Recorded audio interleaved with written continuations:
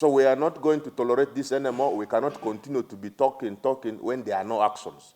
We are demanding by Monday, the Minister of Works and Transport should be in West Nile in person to address this matter. Shame to UNRWA, shame to Ministry of Works. As members of Parliament from West Nile, we have been bringing this to their attention for the last 3 years. It is purely a design issue, and project management is very important, where you do environmental impact assessments, social impact assessments.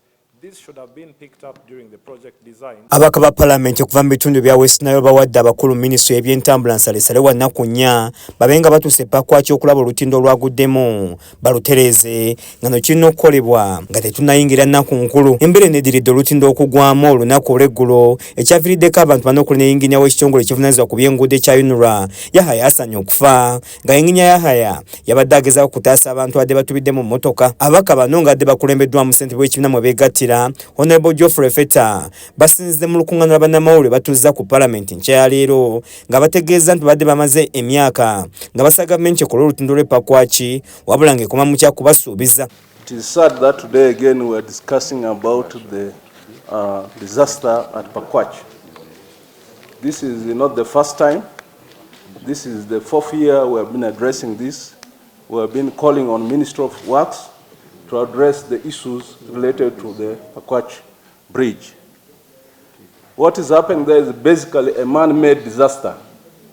It has nothing to do with the nature. The Ministry of Works and the UNRWA engineers deliberately interfered with the nature.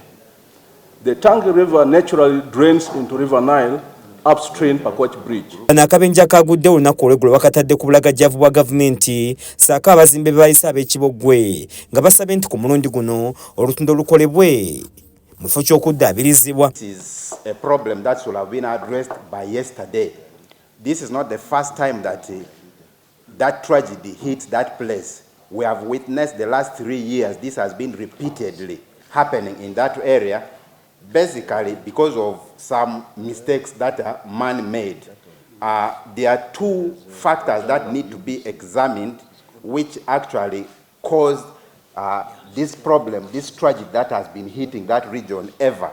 The impact of Masindi Pakwach road construction, which took place recently, where the engineers failed to design the road which joins that Tangi River, which allows the water to flow in the main River Nile, which was poorly designed, which diverts the natural flow of that river into the main River Nile.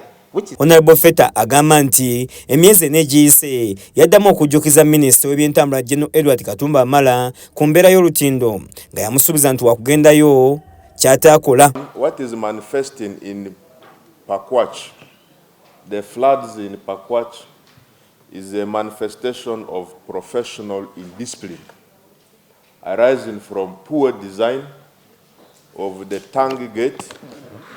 We have been drawing attention of government to this matter. This is the 4th year we have been drawing attention of government to this particular matter. The ministry on the floor of Parliament promised to take a tour of the infrastructure and specifically Pakwach. It is now 4 months since the minister made that pledge. He has not made sense of what he pledged. The floods continue to occur to the extent now people are dying. Bano kakati bagala gavumenti yanjulye eggwanga enteekateeka gy'erina ku lutindo luno eyenkomeredde na bukya bulugenda okukolebwamu nga bwe kigaana balinde abalonzi kye banazzaako. So we are demanding unconditionally by Monday the minister should move with us to be able to appreciate what is taking place there. 2, there must be an alternative design which government should let the public know about to address the problem in Pakwach permanently. 3, government should also be able to let us know the source of funding to fund the design they have been talking about. Bagamba nti sigwe mulungi ogusoose ng'olutindo luno lugwamu nga bagamba nti buli lugwamu kikosa abantu mu bitundu bya West Nile okosa nabo mambuka nga kati baagala lukolebwe mu bwangu abantu baleme kufiirizibwa. Annette Namatovu yakusakidde eggulire lino Crackers TV agaleero. And after 3 years consistent occurrence of this tragedy in that same area, government paid death years. Ministry of Works paid death years. UNRWA paid death years. Actually, what happened yesterday is a manifestation of what, our government fails to listen to. You can imagine the life which was lost. Number one was a staff of UNRWA. It's unfortunate, but this was a warning. This was a message to UNRWA that neglected. You can imagine a vehicle getting stuck in the middle of water with children who are innocent, who should have perished. But God said, no, you are not the cause of this problem. The cause of the problem must perish first. You see, that was a message communicated to this country that we should know. So I really regret it, but it is a message clearly communicated. So we ask UNRWA and government, especially Ministry of Works, to quickly come on ground, revisit the design that was done, allow the natural course of flow of that water to take its place. Therefore, call upon the ministry and UNRWA team and the entire government to immediately review and reconsider the construction, the works done at that point. Me personally, I feel they should actually redo the road around the Tangi so that the river Tangi can follow its natural course. This is a total disruption to West Nile, and that is one of the major access to West Nile, to South Sudan, to Eastern DRC. And our people trade a lot with our neighboring country, and that is the entry point to the region. And what is happening here is not only claiming life, it is disrupting economic activities in the region. It is now 4 months since the minister made that pledge. He has not made sense of what he pledged. The floods continue to occur to the extent now people are dying. So we are demanding unconditionally by Monday, the minister should move with us to be able to appreciate what is taking place there. 2, there must be an alternative design which government should let the public know about to address the problem in Pakwach permanently. 3, government should also be able to let us know the source of funding to fund the design they have been talking about, because they have been talking about a design of a bridge, they have been talking about a design to address the floods in Tangi, but it is in talking.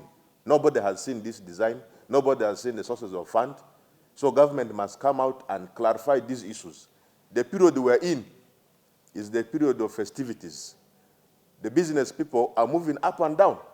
And therefore, a one-day cut-off of the region is loss of earnings, is loss of revenue, is loss of activities, is also a loss of life.